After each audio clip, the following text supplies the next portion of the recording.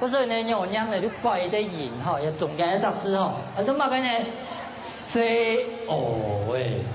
舞台上幽默介绍剧团名称，他是推广客家布袋戏的邱丰荣。话讲，长江日本人老辈也好，与天所也嘅上国梦啊，也个文化节。哦嘛。整出戏由一对爷孙带起，各角声音都由他一人负责。老大，马克思，你那个太小，马给我这个太小，我们刚有看过没啦？我讲那盘的缺失啦。布袋戏也能呈现各种民俗表演，活灵活现又逗趣，就连电音三太子都现身喽。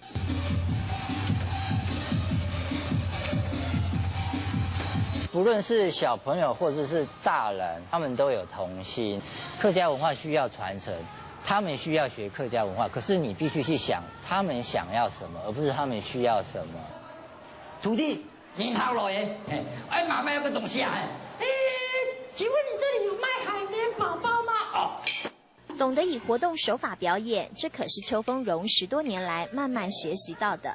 我们演戏呢，会有最平易的他们了解的东西切入，或者说我们演戏故意就是演，我们会故意出锤，或者说故意拿着戏友走下台去跟观众互动。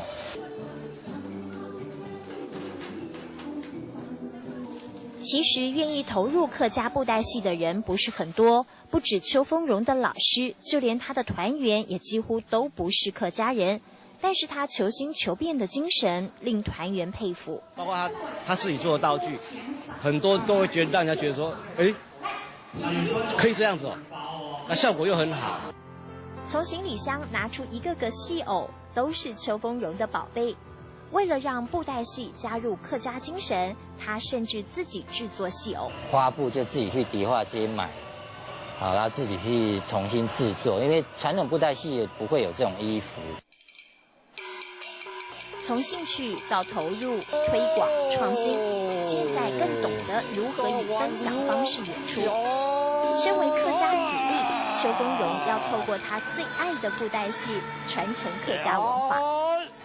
谢谢啊，什么安之岁，再见，拜拜 ，Thank you， 阿里阿多。邱丰荣的小皮箱装入布袋戏的精彩，承载客家文化的精髓。打开的瞬间，戏偶的舞动出神入化。让我惊艳于这感动时刻。